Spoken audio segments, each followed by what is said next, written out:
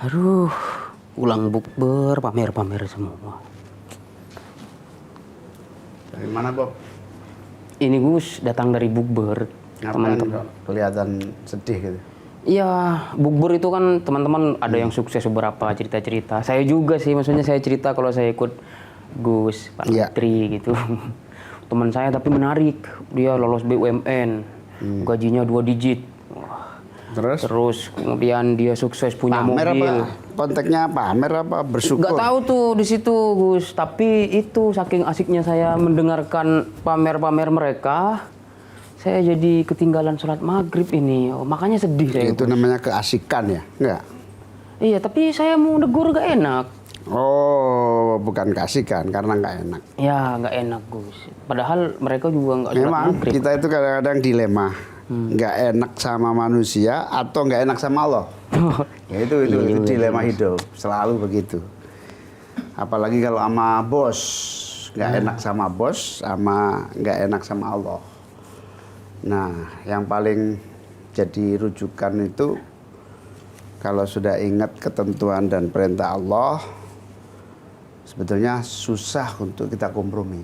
Karena kalau kita pahami makna al-muntaqimu, itu yang maha memberi balasan.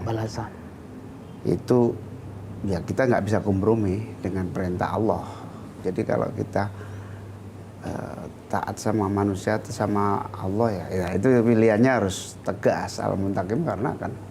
Tapi itu pengalaman saya ya. Iya, Tapi iya. kita lebih baik kita kaji lebih dalam al-muntaqimu itu. Iya. Ini Siap, ada tamu dari Lirboyo Kediri, Gus Ahmad. Oh, Gus Ahmad. Coba Oh, kamu ya, siap, cek siap. sudah rawuh belum, Gus Siap. Ahmad? Izin ya Gus. Ya, silakan. Assalamualaikum. Waalaikumsalam Gus. Monggo Gus. Gus Ahmad, matur nuwun rawuhipun, monggo-monggo Gus. Monggo. Waduh, matur nuwun nih. Nggih, alhamdulillah. Bersyukur Alhamdulillah. sakit gabung menjelang sahur ini, nanti kita sahur bersama. Alhamdulillah pendungannya. Kebetulan kita Ramadan ini terus menggali makna di balik asma-asma Allah. Oh, nggih. Nah, kali ini tadi saya bahas sama Bobby salah satu asma al-muntaqimu. Al-muntaqimu. Tapi sebelum kita kaji lebih lanjut, kita sapa pemirsa dulu, Bos. Nggih.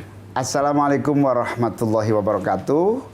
Kembali para pemirsa Metro TV, saya Muhaimin Iskandar bersama Bobby dalam acara Asmaul Husna Insya Allah Berkah. Kali ini spesial, seorang kiai muda dari Lirboyo Kediri. Sudah pernah ke sana belum? Lirboyo itu santrinya saja 25.000. Wow, bagaimana itu makannya sebanyak itu? Kita tidak akan membahas MBG dulu, makan bergizi gratis, karena banyaknya santri itu, berapa dapur yang perlu disiapkan. Tapi kita akan membahas Asmaul Husna bersama Gus Ahmad dari Lirboyo. Gus, tadi kita memahami dilema taat sama teman atau manusia, gak enak sama atasannya atau gak enak sama Allah. Padahal kita itu kalau nggak enak sama Allah itu ada tegas dalam asma Allah itu al-muntaqimu. Al-muntaqimu itu saya pahami sebagai zat yang maha membalas. Artinya ada ancaman kalau kita tidak taat sama Allah. Tapi di sisi yang lain saya kok salah paham. Apakah al-muntaqimu membalas kebaikan juga ini? Mari kita gali. Apa sebetulnya makna al-muntaqim? Baik, Nyuwun sewu, Gus Imin. Jadi yang kami pelajari di beberapa kitab-kitab salaf bahwa mana al-muntaqimu itu ulama mengartikan bahwa Allah itu termasuk al-muaqibu ala man asahu, yakni zat yang memberikan balasan kepada orang-orang yang bermaksiat kepada Allah, yang mendurhakainya. Itu adalah sifat al-muntaqimu dari persepsi Gusti Allahnya, dari persepsi Allah sendiri. Cuman kalau dalam keterangan yang lain di selanjutnya kitab itu bahwa ada persepsi sifat al-muntaqimu dari hamba, persepsi dari hambanya. Yakni kalau secara secara gampang persepsi al-muntaqimu dari sisi hamba yakni manusia tersebut dia harus melawan musuh terbesarnya sendiri, yakni nafsunya manusia itu sendiri. Karena kita secara tidak langsung kita itu punya musuh yang ada di dekat kita sendiri, yakni nafsu kita. Nggih. Ya kayak tadi, seumpama disuruh memilih mana yang lebih dicondongkan atau yang terbaik, apakah A atau B, maka di sini ada ulama yang memberikan sebuah tawaran. Dalam makalah tersebut dikatakan idzal tabasa amroni fangzur athqalahuma 'ala nafsi fattabi'hu. Jadi kalau seandainya ada dua perkara yang membuat kamu bingung, contoh disuruh sholat atau disuruh mengerjakan taat kepada Allah atau mengikuti atasan, mana yang diprioritaskan, maka lihatlah dari dua perkara itu yang paling berat menurut nafsu. Jadi kalau seumpama kok perkara A lebih dicondongi nafsu, berarti jangan milih yang itu. Milihlah yang kira-kira nafsu itu berat. Malah milih yang sekiranya berlawanan dengan nafsu. Maka inilah jalan kebenaran. Sebab kalau tidak memilih itu kena al-muntakimu. Nah, Allah bisa jadi. akan membalas. Iya. Memberikan balasan. Ya, jadi tegas sekali asma Allah al-muntakimu adalah teguran keras. Hati-hati kalau kamu bermaksiat maka Allah akan membalasnya. Tetap bersama kami Gus Ahmad dan Bobby dalam Asmaul Husna, insya Allah.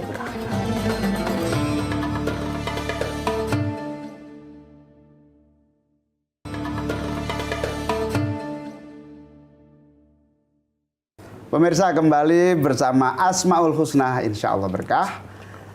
Hari ini bersama Gus Ahmad. Bob, ada yang ditanya nggak? Mumpung ada Gus Ahmad jauh-jauh dari Lirboyo ini. Ada Gus. Saya ingin bertanya gitu tentang pekerjaan ini Gus Ahmad. Tapi bukan antara kita Gus ya. Saya tidak menyindir Gus Imin ini. Jadi pertanyaannya nggak apa-apa. Pertanyaannya adalah gimana kalau misalkan kita sebagai seorang karyawan, terus bos kita itu melakukan semacam kesalahan gitu Gus, terus kita ingin menyuarakan kebenaran, menegur gitu. Tapi kalau misalkan kita tegur, nanti kita disalahkan terus kita dipecat. Akhirnya saya tidak bisa menafkahi keluarga saya. Pada akhirnya saya nggak berani, kemudian saya tetap bekerja. Kalau misalkan saya berani, saya nanti miskin. Makan apa nanti orang-orang di rumah gitu. Jadi saya mementingkan duniawi daripada kebenaran. Itu bagaimana Gus? Baik, terkait kapan seorang muslim bisa menyerukan kebenaran, maka saya mengambil ada sebuah hadis yang mungkin sudah umum terkenal terdengar di telinga kita, yakni man ra'a munkaron falyughayyir biyadi wa illam yastati falyughayyir bilisani wa illam yastati falyughayyir biqalbi. Artinya dari hadis ini kita tarik bahwa seseorang itu menyeru untuk menegakkan kebenaran ketika melihat sebuah kemungkaran yang ada, yang tampak di mata dia. Ya, yang tampak di mata dia. Bahkan kalau di kitab lain mengatakan yang bagi al-isra'u. Sebaiknya ketika ada kemungkaran yang jelas-jelas tepat di mata kita, langsung kita tegur.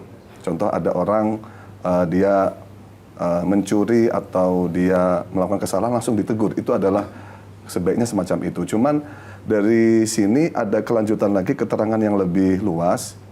Kemungkaran-kemungkaran yang boleh, yang bisa kita tegur, itu ada syaratnya. Yang pertama harus maujudun fil hal. Kemungkarannya harus ada. Nggak boleh kita kok mengorek atau terlalu mengungkit-ungkit kemungkaran yang sudah lewat. Masa lalu dia, contoh. Ya, itu nggak boleh. Oh, kamu tuh dulu, itu dulu nggak boleh. Ya, harus ada waktu itu. Itu baru kita boleh untuk menegakkan kebenaran. Yang kedua, mungkarnya tuh zahir, jelas, ya, kelihatan mata. Maka nggak boleh juga dalam menegakkan kemungkaran itu tajasus. Jadi terlalu menuduh yang enggak itu. Karena ada sebuah cerita terkait masalah tajasus ini. Waktu itu sahabat Umar sedang berjalan-jalan pada malam hari. Kemudian dia mendengar ada seorang laki-laki besertaan istrinya ada kegiatan di dalam rumah. Terus beliau masuk melihat di dalamnya itu ada khomer, minuman keras di mejanya. Kemudian sahabat Umar menuduh kepada kedua suami istri tersebut, ya, yang mana bahasanya adalah ya adu Allah adzonanta annallaha yasturuka wa anta ala maksiatik wa anta ala maksiatihi. Hai musuh Allah, apakah kamu menyangka bahwa Allah akan menutupi kemungkaran kamu, menutupi kesalahan kamu, sedangkan kamu berada pada maksiat? Intinya sahabat Umar itu menuduh mereka sedang minum-minuman. Padahal waktu itu nggak ada praktek minum, nggak ada. Hanya ada wujud sebotol minuman keras. Tapi nggak diminum. Lalu akhirnya laki-laki tersebut menjawab, oke Umar, kalau seandainya saya melakukan satu kesalahan, kamu itu malah melakukan 3 kesalahan. Kesalahan yang pertama yakni beliau menjawab, ya Amirul Mukminin la ta'jal, ya, yang mana kamu itu terlalu tajasus. Tajasus itu terlalu mencari kesalahan-kesalahan yang tidak valid atau tidak zahir, ya, tidak zahir. Prejudice, praduga. Praduga. Nah, itu kesalahan kamu yang pertama, ya. Yang kedua, kesalahan kamu yang kedua adalah kamu masuk ke rumah bukan dari pintu depan, tapi dari pintu belakang. Padahal kata firman Allah, waqtul buyuta min abwabiha. Ya, itu kesalahan kedua dari kamu. Kesalahan yang ketiga yakni apa? Ketika kamu masuk ke rumah, kamu tidak meminta izin dan tidak salam dulu kepada sahibul bait, pemilik rumah. Jadi otomatis kamu sudah memiliki 3 kesalahan. Ya, oke. Akhirnya sahabat Umar merasa berintrospeksi diri, oh nggih, saya salah. Akhirnya sahabat Umar mengatakan kepada laki-laki tersebut, kamu benar, maafkan saya. Nah, akhirnya sahabat Umar melanjutkan kembali, kira-kira apa kebaikan yang kamu lakukan supaya aku bisa memaafkan kamu? Wahai Umar, wahai Amirul Mukminin, jawab laki-laki tersebut, ketika kamu memaafkan aku, maka aku tidak akan mengulangi perbuatan ini selamanya. Nah, ini adalah sebuah cerita bahwa dalam kemungkaran pun kita tidak boleh terlalu mendetailkan. Kalaupun tidak jelas, tidak pas dilakukan secara zahir, maka nggak usah, nggak masalah. Lalu yang terakhir, kemungkaran yang wajib untuk ditindakan adalah kemungkaran yang disepakati. Kalau kemungkaran itu masih khilaf, maka ya berarti nggak boleh kita vonis gitu ya. Maka ketika melihat kasus seperti Mas Bobi itu, kalau seandainya saya melihat kemungkaran pada bosnya, pada petingginya, dan nanti akan berdampak pada kemadharatan bagi dirinya Mas Bobi dan keluarga, maka syarat daripada amar ma'ruf nahi munkar adalah salamatul akibah. Harus selamat bagi orang yang menegakkan kemungkaran itu. Kalau seandainya nanti kok Mas Bobi menegakkan kemungkaran kok mengakibatkan menegakkan kerusakan, kebenaran, melawan kemungkaran kok berakibat salah, berakibat beliau itu fatal atau nanti hancur keluarganya dan sebagainya, mending panjenengan memakai teori yang terakhir tadi, falyughayyir biqalbi. Jadi ingkar bil qalbi saja. Daripada tapi dzalika atful iman. itu kelasmu memang kelas. Jadi hifdzun nafsi itu penting sekali. Gus Muhammad pernah negur atasan. Saya nggak pernah punya atasan. Oh iya. Punya tapi bil kolbi semua. Nggak berani. Yang penting caranya, Bob. Oh siap. Jadi disitulah pentingnya ilmu, karena menegakkan kebenaran pun ada etikanya. Kemudian ada tahapan-tahapan level kapasitasnya. Menarik sekali. Pemirsa, kita break sejenak. Tetaplah bersama saya dan Bobi serta didampingi Gus Ahmad, Kiai dari Lirboyo. Setelah beberapa hal sebagai berikut.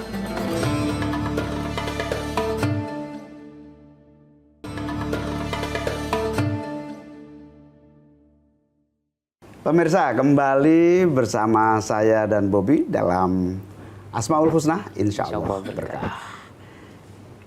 Gus Ahmad, jadi dalam hal kita ini menyampaikan yang menjadi kebenaran atau hak, tapi dalam sisi yang lain kita harus mengambil kemaslahatan juga gitu. Itu batasannya kayak apa dan toleransinya sejauh mana sehingga kita tidak teledor tapi kita juga konsisten gitu. Toleransi untuk kejahatan ini ada beberapa perincian. Siap. Ada di kitab Darul Falihin itu pertanyaan tentang pembahasan tentang boleh nggak kita menutupi kebohongan itu untuk kebaikan. Berarti kan ini juga ada unsur toleransinya. Iya. Berarti nggak apa-apa toh kita berbohong. Nah ini sejatinya memang kebohongan itu pasti membawa kepada kerusakan. Cuman di sini apabila kebohongan itu bisa menyelamatkan orang dari mara bahaya, maka itu diperkenankan. Bahkan dalam kitab Darul Falihin dikatakan bahwa apabila tujuan baik itu bisa dihasilkan dengan cara bohong, maka tidak apa-apa untuk berbohong. Seperti contoh, dia diburu sama orang-orang yang akan menyakiti dia. Ya, akan menyakiti dia, akhirnya dia mengungkapkan sebuah jawaban yang terkesan untuk menyelamatkan diri dia. Dari kebunuhan, dari pencurian, atau pengerusakan barang, maka tidak apa-apa. Bahkan kalau dalam kitab tersebut yang lebih ngati-ngati sebaiknya jangan pakai kata-kata bohong, tapi pakai bahasa tauriyah. Tauriyah itu kalau bahasa secara definisi menyampaikan satu bahasa tapi bermakna dua. Contoh, orang ditelepon, kamu ada di rumah apa enggak sama penjahat? Enggak, saya enggak di rumah, saya di luar. Ya, dia benar tidak di rumah tapi berada di halaman. Nah, ya kan ini satu bahasa tapi menyimpan dua. Kalau melihat dari bahasa aslinya ya memang tidak di rumah, tapi dia berada di halaman rumah. Tapi kalau menurut orang-orang yang nganu kan enggak, ya podo wae iku ada di rumah. Ya, ngoten. Itu bahasa tauriyah, itu yang lebih ngati-ngati. Itu toleransi yang pertama, yakni ketika memang mengancam terhadap sebuah keselamatan orang, ya.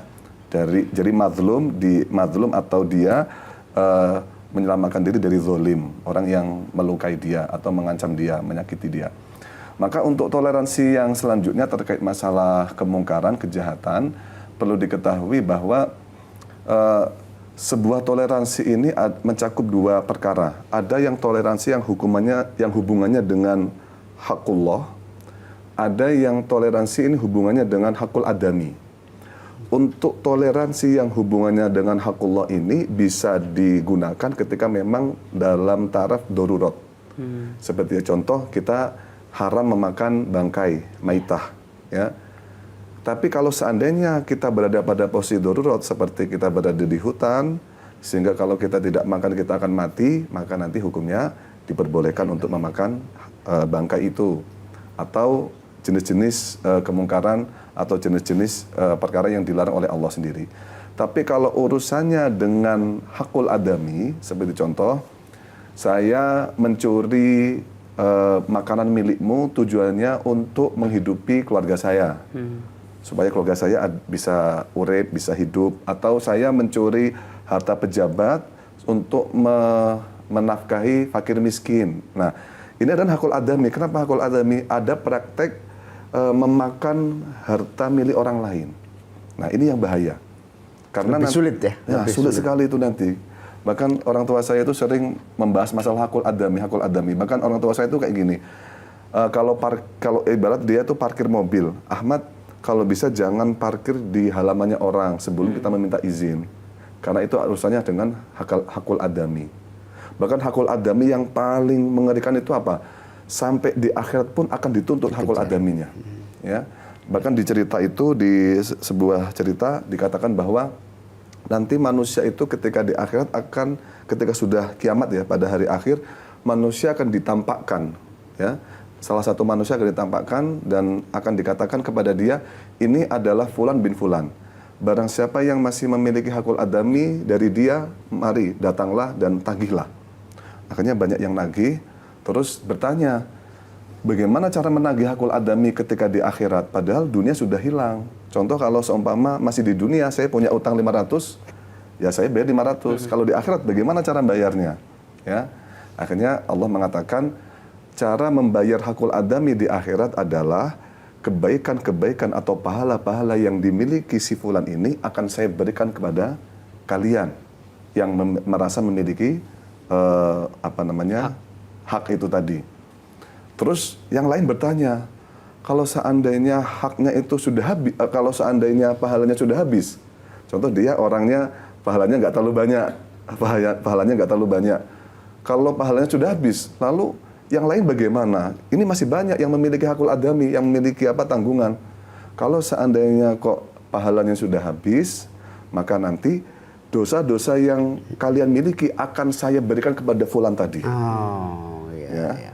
Biar dia nanti dosanya berlipat-lipat dan kalian akan terkurang dosanya sebab ini adalah tanggungan dari si fulan tersebut yang memiliki hakul adami. Saya jadi tercenung-cenung ini. Apa hakul adami yang saya harus segera kembalikan ini? Nah, karena itu penting sekali. Penting. Bisa jadi di akhirat kelak nanti kita dipotong ya, Masya dipotong pahala kita dan Kebaikan kita. Aduh, berat sekali. Para pemirsa, karena waktu kita harus akhiri Asmaul Husna, insya Allah berkah pada malam hari ini. Sampai jumpa di Asmaul Husna episode yang akan datang. Terima kasih. Allahumma muwaffiq ila aqwamit thoriq. Wassalamualaikum warahmatullahi wabarakatuh. Metro TV. Jelajahi cara baru mendapatkan informasi. Download Metro TV Extend sekarang.